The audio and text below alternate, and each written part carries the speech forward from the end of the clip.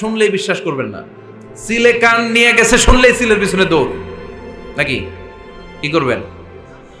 আগে কানে হাত দিয়ে একটু দেখবো কান দুইটা আছে না নাই, তারপরে চিলের পিছনে দৌড়ান। তাহলে এখন থেকে আমরা তথ্য একটা শুনলে বিশ্বাস করব, তাহলে কি করবেন? বলতে হবে কি করবেন? যাচাই বাছাই, জাস্টিফিকেশন অফ দ্য নিউজ। কোন নিউজ জাস্টিফিকেশন ছাড়া আমরা প্রচার করব। আল্লাহ বললেন, ইয়া আইয়ুহাল্লাযীনা আমানু লা ইয়াসখার কওমুম মিন কওম। ওহে আমার ঈমানদার বান্দারা শোনো শোনো, খবরদার কখনো কোনো মুমিন বান্দারে ঠাট্টা করো না, অবজ্ঞা করো না, ঠাট্টা করো না। তার মনে কষ্ট হয় এমন কোন কথা তারে বলো না। নেভার স্কপ অফ এনিবডি, কাউকে নিয়ে ঠাট্টা করবেন না। তার দেহ নিয়ে, তার আকৃতি নিয়ে, তার বংশ নিয়ে। এক লোকের বাবা ছিল চোর, কিন্তু তার ছেলে অনেক ভালো। আপনি কি তারা বলতে পারবেন তুই চোরের ঘরের চোর? বলতে পারবেন? চুরি করছে বাবা, ওর কি দোষ? কথা বলেন। এগুলো কবিরা গুনাহ। আওয়াজ করে বলেন তো কি গুনাহ? কবিরা গুনাহ। কারো আকৃতি নিয়ে, আমার ফরিদপুরের কলিজার টুকরা যুবক ভাইরা, কারো আকৃতি নিয়ে কখনো অবজ্ঞা করবে না, তুচ্ছ জ্ঞান করবে না। এটা কবিরা গুনাহ, এটা আল্লাহ খুব অপছন্দ করেন। এর কারণ আকৃতিটা আমাদের হাতে নাই। আমাদের কারো নাক লম্বা, কারো খাটো, আমরা কেউ কালো, কেউ সাদা, আমরা কেউ স্মার্ট, কেউ অন্যরকম। তো এই যে আমাদের এক এক ধরনের আকৃতি, এটা কি আমি বানাইছি? আপনি বানাইছেন? দিছে কে? এই জন্য কারো দেহের গঠন নিয়ে যদি আপনি অবজ্ঞা করেন, এটা প্রক্ষান্তরে আপনি স্রষ্টাকে নিয়ে অবজ্ঞা করবেন। কারো দেহের আকৃতি নিয়ে যদি আপনি তুচ্ছ করেন, তাকে তুচ্ছ করেননি, আমার রবকে আপনি তুচ্ছ করেছেন। চিল্লায় বলেন ঠিক কিনা? তার সাথে কেউ লাগলে তুই রোহিঙ্গা, কি আশ্চর্য! এই গালি কবে আসলো? হ্যাঁ, অনেক ধরনের গালি। ঢাকায় আর একটা চলে ফইন নির্বুত, কি বলে? এই এগুলো আগে শুনি নাই আমরা, রিসেন্ট এগুলো বলা শুরু করছে। ফইন নির্বুত, রোহিঙ্গা না, এগুলো বলে আপনি কাউকে অবজ্ঞা করতে পারবেন? পারবেন না। খবরদার, এটা কবিরা গুনাহ। এটার ইউসাউইরুকুম ফিল আরহামি কাইফা ইয়াশা লা ইলাহা ইল্লা হুয়াল আজিজুল হাকীম। তিনি এমন সত্তা যিনি তোমাদের চেহারার অবয়ব দিয়েছেন, তোমাদের আকৃতি দান করেছেন তখন যখন তোমরা মায়ের পেটের ভেতরে ছোট্ট চোখের মতো ছিলা।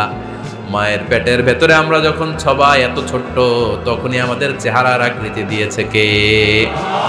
কে সুন্দর হব, কে ছেলে হব, কে মেয়ে হব, কে মোটা হব, কে চিকন হব আমার ইচ্ছা হয়েছে? আওয়াজ করে বলতে হবে, কার ইচ্ছায়? প্রত্যেককে যদি আল্লাহ প্রত্যেকের নিজের চেহারা ডিজাইন করতে দিতেন, আল্লাহ যদি বলতেন তোমার চেহারাটা কেমন হবে তুমি ডিজাইন করো, তাহলে আপনি আপনারা কেমন বানাতেন? হ্যাঁ বলেন, ফরিদপুরের ভাইরা বলেন, সুন্দর করে বানাতেন তাই না? সবচাইতে স্মার্ট, সবচেয়ে সুন্দর করে আমি আমার চেহারাটা বানাতাম যদি আমাকে ডিজাইন করার সুযোগ দেওয়া হতো। কিন্তু এই সুযোগ তো আল্লাহ দেন নাই। ডিজাইন স্বয়ং করে দিয়েছেন কে? কোন নারীকে যদি আল্লাহ বলতে, এই নারীরা তোমাদের চেহারা কার কেমন লাগবে তোমরা বানাও, প্রত্যেক নারী কি করতো? বিশ্ব সুন্দরী করে নিজেকে বানাতো। খুদ ধরার মতো কোনো জায়গা সে নিজের জন্য রাখতো না, ঠিক কিনা? কিন্তু এটা আল্লাহ দেন নাই। এই আকৃতিটা আমাদেরকে সরাসরি দান করেছেন কে?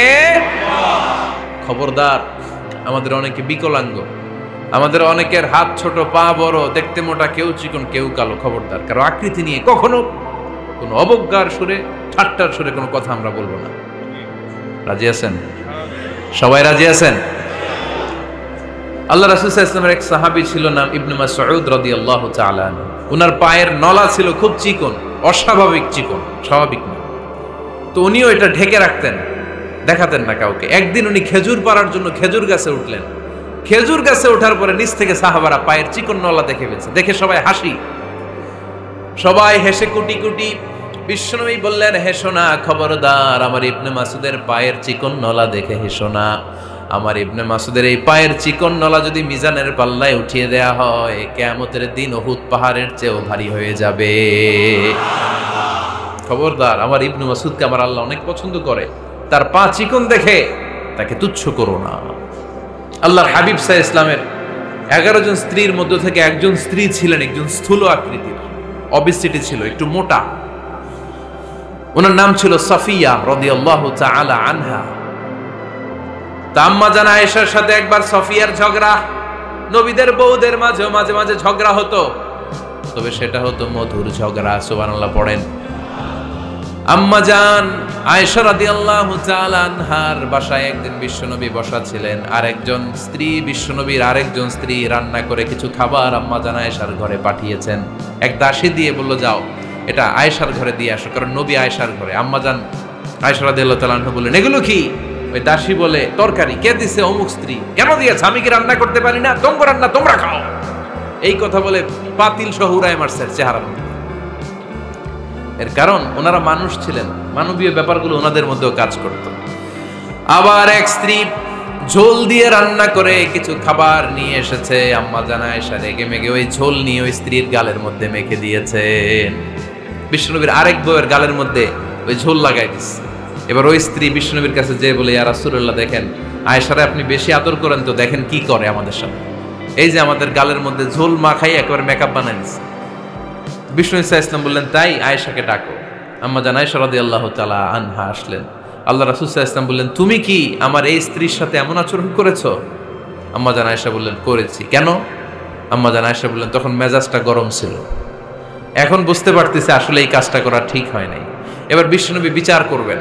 বিশ্বনবী বললেন, আল কিসাস, যেমন করা হয়েছে বিচার হবে তেমন।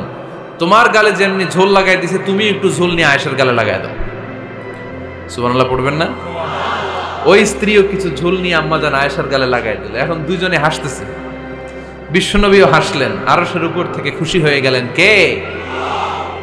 তো স্ত্রীদের মধ্যে মাঝে মাঝে এটা ঘটতো। সাফিয়া রাদিয়াল্লাহু তাআলা আনহা ছিলেন একটু মোটা।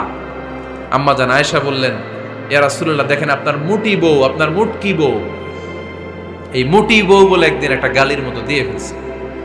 আল্লাহ রাসূল সাল্লাল্লাহু আলাইহি ওয়াসাল্লাম রেগে গেলেন, বললেন, আয়েশা এটা কেমন কথা? তুমি বললা মুটি, আমার সাফিয়ারে তুমি মুটি বলে গালে দিলা রে আয়েশা। ইয়া আয়েশা লাকাদ কুলতি লা কালিমা লাউ মুজিজাত বিমাইল বাহরি লামাজাজাতহু। এমন একটা মন্তব্য তুমি সাফিয়ার ব্যাপারে করে ফেলেছো রে আয়েশা, এই কথাটা যদি সাগরের নীল পানির মধ্যে ছেড়ে দেয়া হয়, এই কথার পঙ্কিলতার কারণে, এই কথার কর্দমাক্ততার কারণে, এই কথার পঙ্কিলতার কারণে সাগরের সব পানিগুলো মুহূর্তের মধ্যে কালো হয়ে যাবে।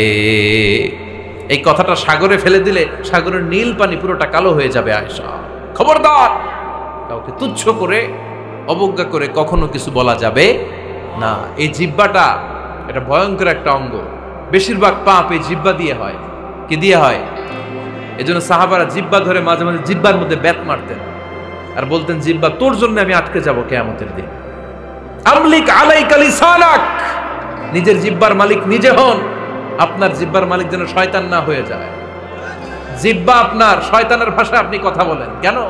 খবরদার, প্রতিটা কমেন্ট, প্রতিটা কথা, প্রতিটা মন্তব্য, এগুলোর ব্যাপারে কিয়ামতের দিন পাই টু পাই করে আপনার কাছে আল্লাহ সুপ্রিম কোর্টের কাঠগড়ায় দাঁড় করিয়ে আপনারা জিজ্ঞেস করবে, কে?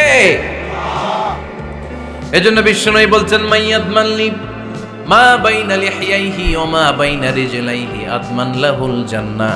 আমার কোন উম্মত যদি দুইটা অঙ্গের গ্যারান্টি আমারে দেয়, আমি আমার উম্মতকে জান্নাতের গ্যারান্টি দেব। দুইটা অঙ্গের, একটা হলো জিহ্বা আর একটা লজ্জাস্থান।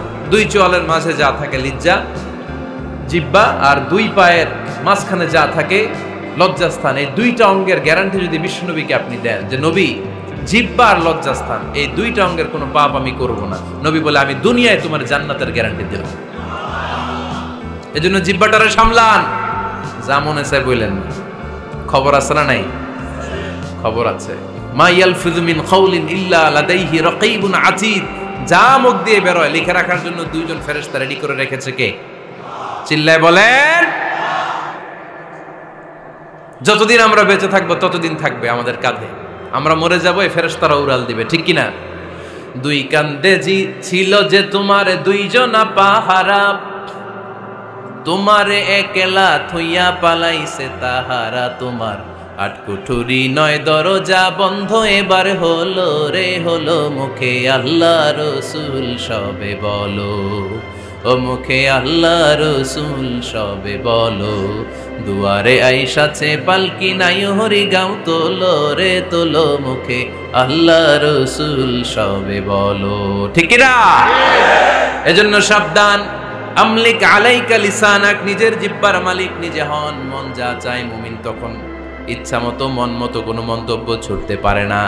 বিশ্বাসী বলে যদি নিজেকে দাবি করে, নিজের জিহ্বার মালিক নিজে থাকার দরকার আছে না নাই?